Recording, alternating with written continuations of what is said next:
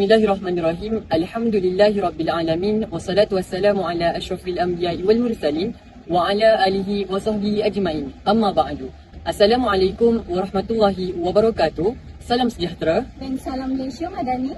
Kami dari kumpulan 2 bagi subjek ilmu wahyu dan sains, kod MPU 33012 akan membahaskan sedikit sebanyak berkaitan dengan rahsia pensyariatan solat yang berkait rapat dengan perubatan serta menyatakan dalil-dalil yang tertentu. Kami juga akan membahaskan sedikit sebanyak tentang manfaat pesakit mental supaya mereka dapat memperkasakan kesihatan mental mereka. Objektif video ini adalah yang pertama, kami akan menyatakan dalil-dalil bukti yang berkaitan antara solat dan perubatan. Dan yang kedua, meneraikan kebaikan-kebaikan pergerakan dalam solat dari perspektif perubatan. Dan yang ketiga, untuk mengetahui manfaat dan kesan solat kepada pesakit yang menghidap masalah anxiety dan depression untuk menstabilkan kesihatan mental mereka. Hadirin hadirat sekalian, solat merupakan suatu ucapan dan perbuatan yang dimulakan dengan takbiratul ihram dan disudahi dengan salam serta syarat-syarat tertentu. Ia merupakan suatu ibadat yang disyariatkan oleh Allah Subhanahu Wa Taala untuk menguji ketaatan dan kepatuhan seorang hamba terhadapnya. Oleh itu, solat merupakan tiang agama dan wajib kepada setiap muslim untuk melakukannya 5 kali sehari semalam. Sebagaimana firman Allah Subhanahu Wa Taala dalam surah Ar-Rum ayat 17 dan 18. A'udzubillahi minasyaitonirrajim. Bismillahirrahmanirrahim. Fasubhanallahi hina tumsuna wa hina tusbihun wa lahul hamdu fis samawati wal ardi wa 'ashiyyan wa hina tuzhirun. Mafhumnya, Bagi objektif yang pertama, Allah berfirman dalam surah Al-Baqarah ayat 45 hingga 46. A'udzubillahi minasyaitonirrajim. Bismillahirrahmanirrahim. Wasta'inu bis-sabri was-salah wa innaha lakabiratun illa 'alal khashi'in alladzina yazunnuna annahum mulaqu rabbihim wa annahum ilaihi raji'un. Jadikanlah sabar dan salat sebagai penolongmu, dan sesungguhnya yang demikian itu sungguh berat kecuali bagi orang-orang yang khusyuk, iaitu orang-orang yang meyakini bahawa mereka akan menemui Tuhannya dan bahawa mereka akan kembali kepadanya. Solat dalam unsur terapi merupakan kesempatan bagi hamba Allah Subhanahu Wa Taala merendahkan diri, menyatakan kekurangannya dan hajatnya, mencurahkan air matanya serta memanjatkan doanya kepada Allah Subhanahu Wa Taala yang akan membentuk hubungan munajat secara langsung kepada Allah Subhanahu Wa Taala dan tidak boleh ditinggalkan walaupun dalam keadaan suka, duka, perang, damai, sihat maupun sakit. Selain itu, unsur terapi juga dapat dilihat dalam bentuk fizikal melalui pergerakan anggota tubuh badan semasa menunaikan solat. Banyak kelebihan yang akan diperolehi dari segi perubatan apabila seseorang itu menunaikan solat sama dalam konteks kesihatan fizikal atau mental. Hadis ini merujuk kepada gerakan takbiratul ihram di mana ia dimulai dengan mengangkat tangan sambil menghadap kiblat dalam keadaan jari-jari lurus ke atas sehingga ke paras telinga dengan mengucapkan Allahu Akbar yang disertakan dengan niat. Dr. Yusuf Abbas berkata, semasa mengucapkan Allahu Akbar, teknik pernafasan adalah dengan menahan nafas antara 3 hingga 5 saat. Kemudian mengambil nafas baru sedalam yang boleh dan menghembuskannya secara perlahan-lahan. Hal ini kerana gerakan ini menggabungkan mekanisme pengembangan dan pengepisan paru-paru untuk mendapatkan oksigen yang optimum, pengaliran darah yang lancar, pergerakan otot dan tulang di lengan dan dada.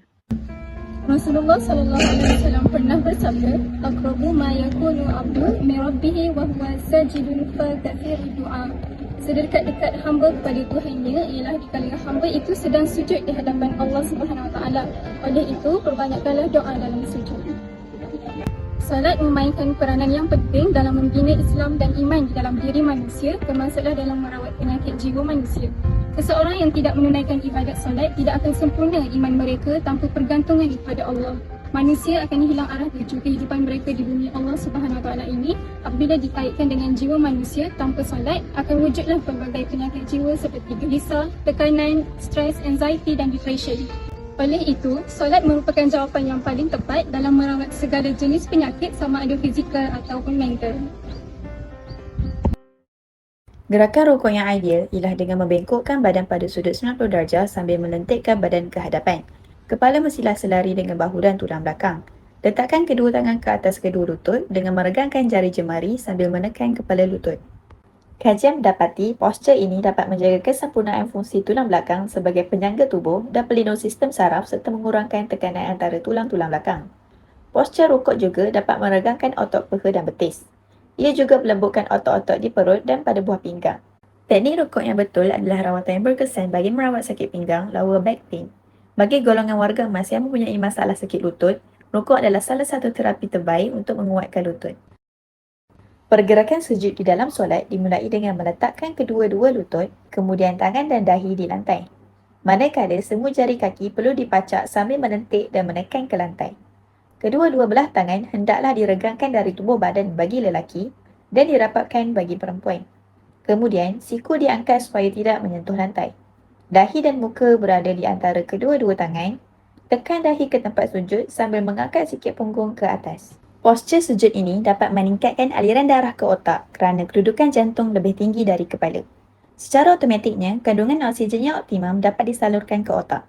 Menurut kajian Dr. Othman Nasir, terdapat banyak manfaat dari segi perubatan apabila seseorang bernafas ketika sujud.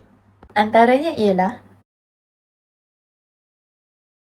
semasa duduk di antara dua sujud, kedua-dua tapak tangan perlu berada di atas paha serta kedudukan siku juga berada di atas paha sambil hujung jari memegang hujung bahagian lutut. Pada kedudukan ini, jari kaki akan dibengkokkan dan tumit akan menekan otot-otot pada pangkal paha di mana posisi ini dapat melancarkan pengaliran darah kembali ke jantung.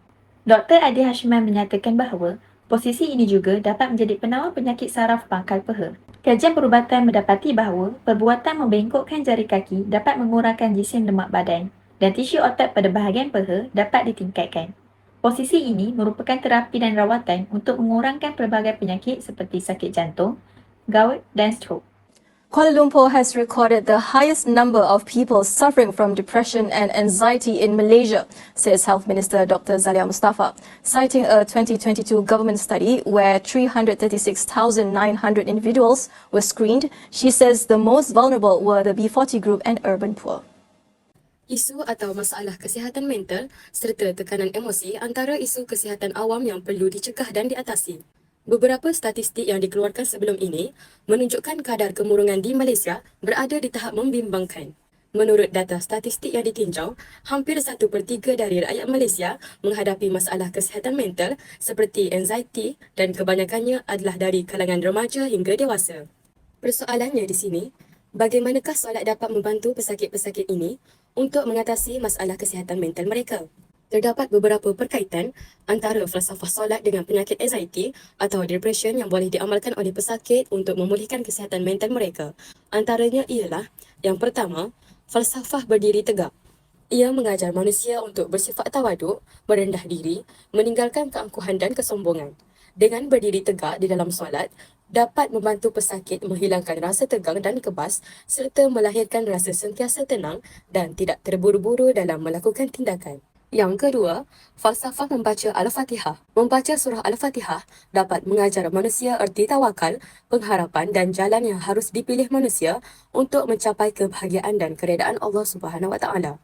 Ia dapat membantu pesakit anxiety untuk menanam perasaan tenang, gembira, seronok dan menjaga kecerdasan mental. Dan yang terakhir, falsafah sujud. Perbuatan sujud juga mendidik manusia agar tidak sombong, bongkak dan bermegah-megah diri dengan status mereka sebagai sebaik-baik penciptaan kerana Allah Subhanahu Wa Taala.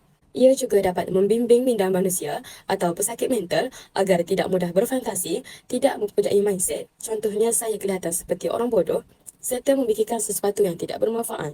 Sebaliknya, mereka seharusnya sentiasa positif dan berusaha meningkatkan keupayaan diri sendiri.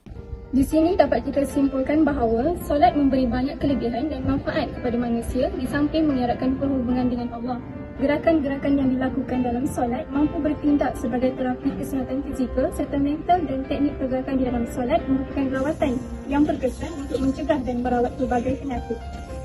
Kajian saintifik juga membuktikan bahawa terapi solat memberi kesan yang lebih baik berbanding terapi mimpi kerana dengan solat kita lebih menerima damai yang lebih tinggi berbanding selepas mendengar muzik. Sekian dari kami, wabillahi taufiq wal hidayah. Wassalamualaikum warahmatullahi wabarakatuh.